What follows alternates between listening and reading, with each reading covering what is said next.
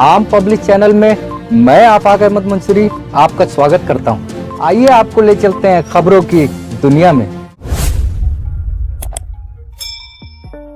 जिला प्रशासन लखनऊ और नगर निगम की ओर से इस बार ठंड में सड़कों पर सोने वाले प्रवासी मजदूर, बेघर और निराश्रित लोगों के लिए उचित व्यवस्था कराई गई है।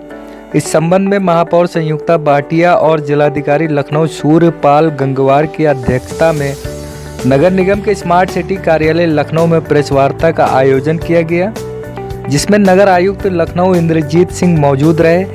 इस मौके पर जिलाधिकारी ने बताया कि आश्रय गृहों का उद्देश्य शहरी बेघरों जैसे खुले व सड़कों के किनारे सोने वाले दिहाड़ी मजदूर व निराश्रित बेघर लोगों को रैन बसेरों की व्यवस्था की गई है।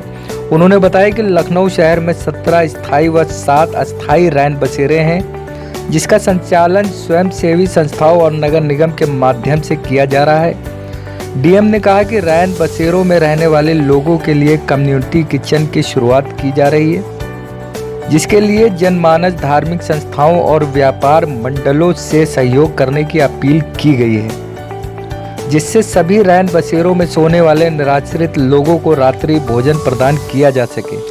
जिलाधिकारी ने बताया कि निराश्रित लोगों को शीतलहर से बचाने के लिए जिला प्रशासन द्वारा निरंतर प्रयास किए जा रहे हैं, जिससे जिला प्रशासन के समस्त अधिकारी गण द्वारा रात्रि में भ्रमणशील रहते हुए जरूरतमंद लोगों को कंबलों का वितरण और निराश्रित लोगों को रैन बसेरों में पहुंचाया जा रहा है। इसके लिए कंट्रोल एंड कमांड सेंटर का हेल्पलाइन नंबर भी जारी किया गया है, जिस पर कॉल करके लोग रैन बसेरों की जानकारी प्राप्त कर सकते हैं तथा खुले में सोने वालों को रैन बसेरों में पहुंचाने के लिए सूचना भी दर्ज करा सकते हैं। वहीं महापौर संयुक्ता भाटिया ने बताया कि लखनऊ में अस्थायी रैन बसेरे भी बनाए जा रहे हैं, जिससे प्रवासी मजदूरों की ज़्यादा से ज़्यादा मदद की जा सके। उन्होंने कहा कि कोई भी व्यक्ति सड़क पर न सोने पाए, इसका विशेष ध्यान रखा जाएगा। वहीं लखनऊ नगर आयुक्त द्वारा अवगत कराया गया कि रात्रि में भ्रमण अभियान निरंतर चलते रहेंगे, जिससे रात्रि में कोई भी व्यक्ति खुले में न सोए बल्कि रैन बसेरों में सोए। उनके द्वारा बताया गया कि नगर निगम द्वारा सभी जोनल कार्यालयों में कपड़ा बैंक बनाया गया है, जिससे शहर के लोग अगर गर्म कपड़ा देना चाहते हैं तो वो उन कार्यालयों एवं रैन बसेरों में गर्म कपड़े दे सकते हैं। इन स्थायी के अलावा अस्थायी रैन बसेरे भी बनाए जा रहे हैं। अब तक कुल अस्थायी रैन बसेरों में 7 बन चुके हैं और बाकी अभी बन रहे हैं। जैसे जैसे आवश्यकता पड़ेगी इनको और स्थलों पर बनाया जाएगा। तो इनके संचालन की जो व्यवस्था है वो परमानेंट या स्थायी रैन बसेरे हैं, उनको एनजीओज के द्वारा संचालित किया जाता है और एनजीओज को सरकार के द्वारा अनुदान दिया जाता है। मैं पिछले वर्ष की बात करूं तो 8 जो स्थायी शेल्टर होम थे उसमें लगभग 44 लाख रुपए की धनराशि सरकार के द्वारा एनजीओज को प्रदान की गई। उसके अलावा एनजीओज ने अपने रिसोर्सेज अपने आप ही इकट्ठे किए और जन सहयोग से उन्होंने काफ़ी इसमें काम किया था। इस बार अभी तक 9 ऐसे नए स्थायी की जाती है।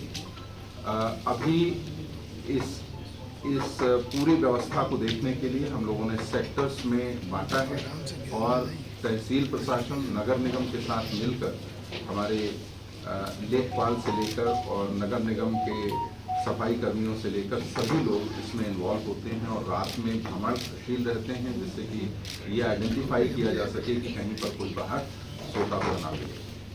तो इसके लिए यहाँ पर जहाँ हम लोग बैठे हैं यहाँ पर कंट्रोल रूम भी बनाया हुआ है, उसके नंबर्स भी जारी किए हैं। कोई भी व्यक्ति अगर ये जानना चाहता है कि वो यहाँ पर इस समय है और यहाँ के पास में सबसे कौन सा रैन बसेरा है, वो खुद भी पूछ सकता है।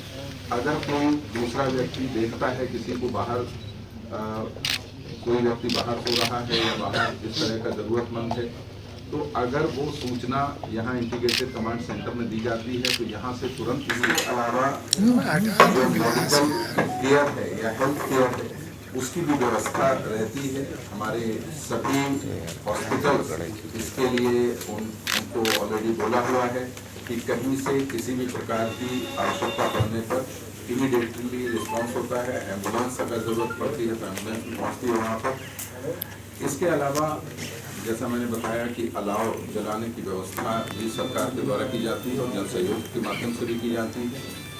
ब्लैंकेट्स का डिस्ट्रीब्यूशन वो बृहद स्केल पर सरकार की ओर से होता है। हमारे पास पर्याप्त संख्या में ब्लैंकेट्स ऑलरेडी हैं और भी परचेज की कार्यवाही चल रही है, वो कल परसों तक एडिशनल डिलीवरी हो जाएगी। तो ब्लैंकेट्स के डिस्ट्रीब्यूशन का जो कंबल वितरण का कार्यक्रम है वो भी बड़े स्केल पे किया जाता है, ग्रामीण क्षेत्र में भी और शहरी क्षेत्र में भी। तो ओवरऑल अगर हम देखें कि सरकार की ओर से जितनी प्रिपरेशन होनी चाहिए वो पर्याप्त रूप से है और पब्लिक को इसका कम्युनिकेशन हो कि किसी को भी बाहर रहने की आवश्यकता नहीं पड़ेगी, ये आप लोगों के माध्यम से जाएगा तो हम लोग बहुत अच्छी तरह से इस सर्दी में भी लोगों की हेल्प कर पाएंगे। भोजन की व्यवस्था लगातार रहती है, जो हमारे टेम्परेरी इस समय आने पर जैसे जैसे आवश्यकता पड़ती है, ट्रेंड बढ़ती है, लगातार हम लोग उसकी व्यवस्था करते हैं। तो इस बार भी उस व्यवस्था के लिए हम लोग सब यहाँ बैठे हैं एक साथ, इसीलिए कि वो व्यवस्थाएं और अच्छी सी हो सकें। आप सबको बुलाने का माध्यम ये हम इसलिए आप सबको आमंत्रित करते हैं कि इसमें आप सबका भी हम सब लोगों को सहयोग मिले। हम आपके माध्यम से जो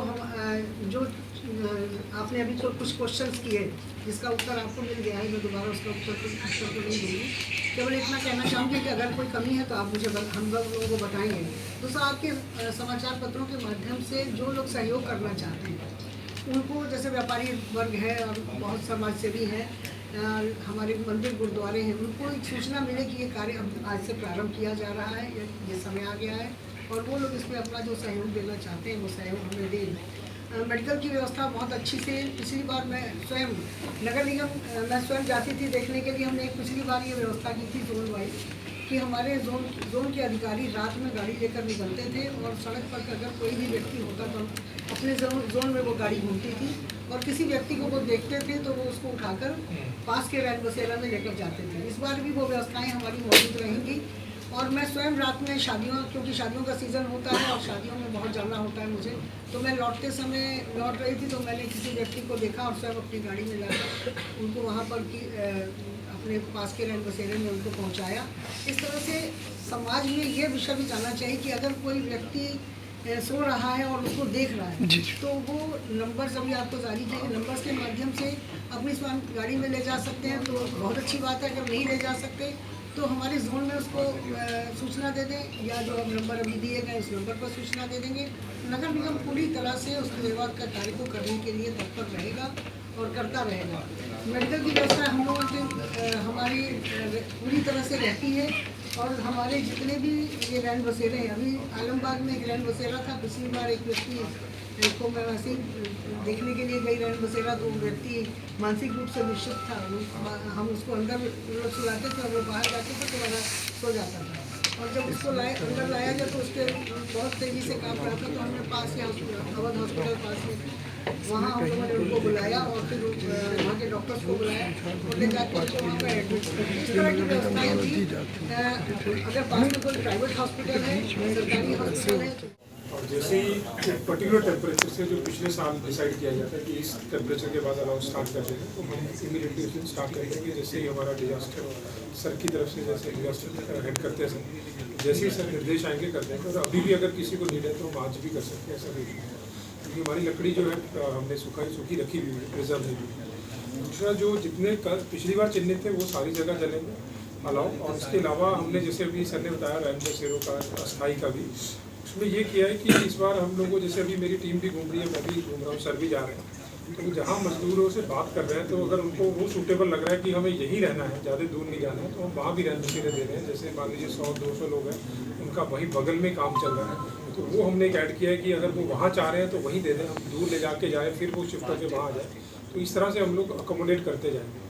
आप लोग भी जैसे अभी हम लोग आप लोग के साथ रहेंगे, जैसे जैसे आप लोग के सुझाव मेरे व्हाट्सएप पे, सर के व्हाट्सएप पे, सब पे आएगा, तो जहाँ जहाँ आप सजेस्ट करते जाएंगे हम लोग उसको ऐड करते जाएंगे। सेम फॉर अलाउ आल्सो कि सर यहाँ अलाउ बहुत ज़रूरी है क्योंकि यहाँ 50 लोग रात में सोते हैं, इस तरह से करते हैं। तो ये कंटिन्यूस एक्सरसाइज है, इसको करते रहेंगे।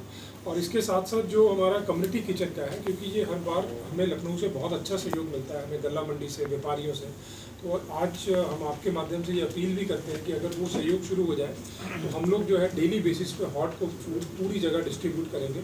इसमें हमारे गुरुद्वारे, मंदिर, मस्जिद सब लोग अच्छा सहयोग करते हैं और मुझे अभी लोग कॉल भी करने लग गए हैं इसको लेकर। तो हम लोग आज की प्रेस कॉन्फ्रेंस के बाद इसको चाहेंगे कि अगर सहयोग आता है तो डेली बेसिस पे बड़े स्केल पे हम लोग जो है इसको करें, ताकि एक बढ़िया हॉट कुक फूड आ जाए। जहाँ तक मेडिकल फैसिलिटीज़ का सवाल है तो CMO साहब के साथ कोऑर्डिनेट करते हुए सर की अध्यक्षता में, मेयर मैडम की अध्यक्षता में हम लोग इंश्योर करेंगे कि किसी को अगर मेडिकल नीड है तो वो वहाँ पे अगर मिल रही है तो वहाँ दे दें, नहीं तो उसको हॉस्पिटलाइज करके वहाँ से दे दें।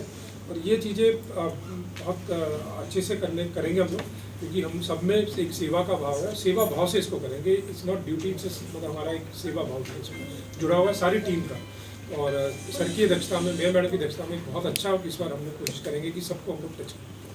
अगर आपने हमारे चैनल को सब्सक्राइब नहीं किया है तो आम पब्लिक चैनल को सब्सक्राइब कीजिए और हाँ, बेल आइकन जरूर दबाइए।